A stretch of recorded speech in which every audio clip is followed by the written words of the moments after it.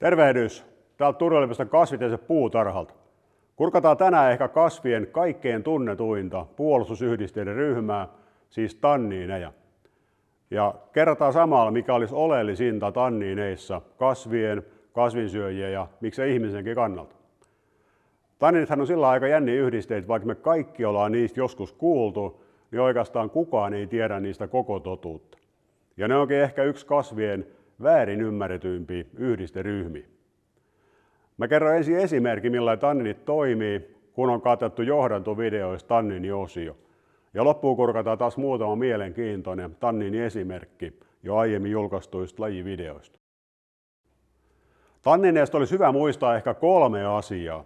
Ensinnäkin, paitsi että ne on tunnettuja, ne on myöskin yleisimpiä kasveista löytyviä yhdisteitä. Täältä puutarhaltakin niin reilu puolet näistä lajeista tuottaa tanniineja. Ja toiseksi, kasvien tanniineista todellakin on aika paljon eroa. Me on kuultu toistaiseksi vaahteramaisista, horsmamaisista, tammimaisista ja vaikka mäntymaisista tanniineista. Eli eri lajeista voidaan tosiaankin löytää niille ominaisia tanniineja. Ja kolmanneksi, niin tanniinit on todella isokokoisia. Ja tämä on ehkä yksi syy siihen, minkä takia ne on vähän väärin ymmärretty. Pieniä yhdisteitä on paljon helpompi tutkia tarkkaan, kun näihin tanniineihin pitää oikein omistautua. Mutta katsotaan tähän väliin, mitä introvideoissa kerrottiin tanniineista. Sitten mulla on kolmantena kemiamittarina täällä tanniinit. Ja tanniineja mä oon kuvannut tällaisella vuodalla, eli parkitulla nahalla. Käytännössä sen takia, koska tanniinia on käytetty jo yli 3000 vuotta nahan parkitsemiseen. Ja tässä nahan parkitsemisessa niin käytännössä tanniinit sitoutuu erittäin voimakkaasti nahan pinnan kollageeniproteiineihin. Ja sitä kautta vuodasta tulee entistä kestävämpi ja joustavampi. Ehkä vielä paremmin ihminen tuntee tanniinit kumminkin punaviinin ainesosina, sellaisille, mitkä aiheuttaa limakalvolla kuivattava, supistava tunte. Joku tykkää, toinen ei. Samalla tavalla esimerkiksi joku hirvet ja peurat saattaa tuntea tanniinit epämiellyttävinä kasvien puolustusyhdisteinä, jos ne erehtyy syömään jotain tällaista liian tanniinirikasta kasvia. Toisaalta sitten taas osa eläimistä niin on sopeutunut tosi hyvin kasvien korkeisiin tanniinipitoisuuksiin. Vähän niin kuin osa ihmisistä tykkää pelkästään tanniinisesta punaviinistä. Eli liika yleistäminen taas tanniininkin kohdalla, niin se on yleensä harhaanjohtava. Ja koska näistä kasveista löytyy satoja, ellei jopa tuhansia erilaisia tanniineita, ja koska niitä tunnetaan niin perihuonosti, niin näillä videoilla mä nimenomaan yritän nostaa tanniineja vähän esiin. Se on just näin. Ihminen on todellakin hyödyntänyt tanniineja jo tuhansien vuosien ajan. Ja mitä enemmän tanniinien ja varsinkin erilaisten tanniinien kemiasta opitaan, niin sitä enemmän käyttökohteita löytyy koko aika lisää. Nykyään muun muassa tiedetään, että tietyt tanniinit pystyy hillitsemään tulehduksia niiden antimikrobiominaisuuksien vuoksi. Ja osittain tämän takia niitä käytetäänkin ihohoitavissa kosmetiikkatuotteissa.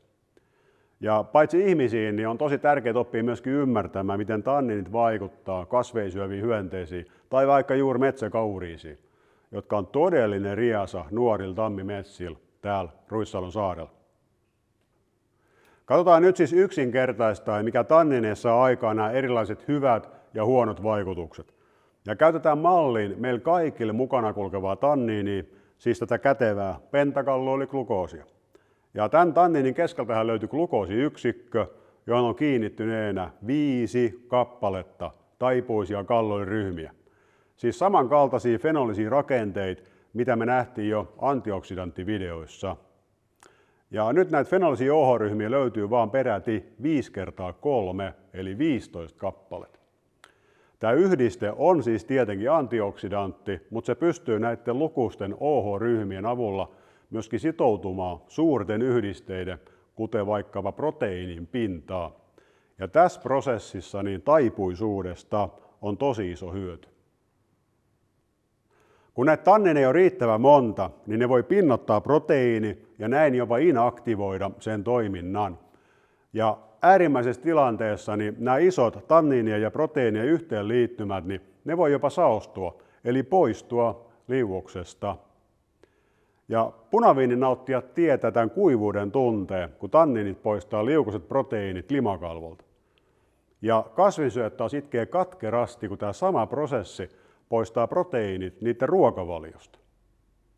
Kun taas märehtiöillä ja maidolaadulla tämä sama prosessi onkin hyödyllinen, koska tanninit pystyy suojelemaan proteiineja pötsifermentaation haitalliselta vaikutukselta. Ja näin proteiinit selviytyy jopa ohutsuoleen asti, jossa ne muuntuu takaisin hyödynnettävää eli liukoseen muotoon. Tietyt tanniinit pystyy tällä kuvatulla tavalla sitoutumaan myöskin mikrobien proteiineihin. Ja on mahdollista, että esimerkiksi tällä tavalla niin MRSA-bakteeria saadaan herkistettyä, jotta antibiootit tehoaa siihen paljon entistä paremmin. Ja muistatte ehkä hapettuvien yhdisteiden videossa sen, miten rautaioni pystyy yhdessä vetyperoksidin kanssa tuottamaan paljon haitallisia hydroksidiradikaaleja, jos samaan aikaan oli läsnä C-vitamiini. Tanniini pystyy myöskin estämään tämän haitallisen ketjureaktio sitoutumalla tähän rautaioniin ja poistamalla sen tästä reaktiosta. Eli tälläin tanniinit toimii antioksidantteina myöskin epäsuorasti. Ja itse asiassa tällä samalla tavalla tanniinit voi sitoutua muihinkin metalli-ioneihin ja niitä on testattu myös raskasmetallien poistamiseen jätevesistä. Eli kuten näistä esimerkkeistä huomattiin, niin tanniinit voi saada paljon hyvää aikaa tällä erikoisella sitoutumistaipumuksella. Mutta sitä voidaan tehostaa vielä entisestäänkin. Aiemmista videoista muistatte, miten katekolin hapettuminen tuotti ortobensokinonin. Ja tällainen kinoninen rakenne, niin se on todella reaktiivinen ja se voi napata pysyvästi kiinni proteiinien aminohappoihin. Eli jos tämä tanniini ensin vaan etsiytyy proteiinin läheisyyteen ja sen jälkeen näiden sormien OH-ryhmät hapettuu, niin ne voi napata pysyvästi kiinni tähän proteiiniin, ei pelkästään pinnottavasti. Aikamoista.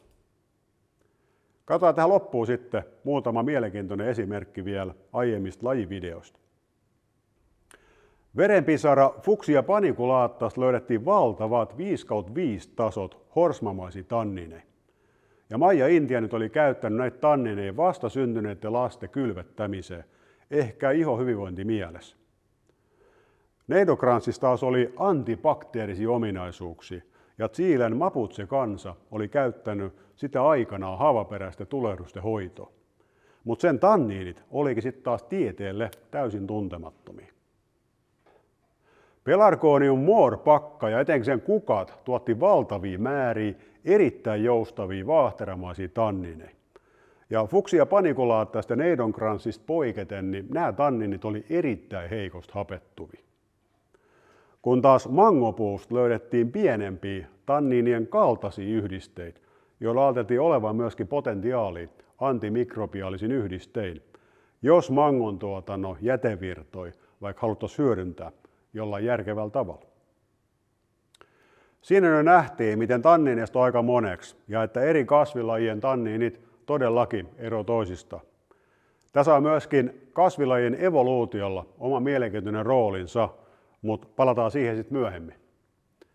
Eli jos kuulette jatkossa puhuttavan kasvien tanniineista, niin pistäkää korvanne höröllä. Ehkä näistä kasviyhdisteiden jättiläisistä on taas löydetty jotain uutta ja kiinnostavaa kasvien, kasvinsyöjien tai ihmisen kannalta. Moikka! Nähdään!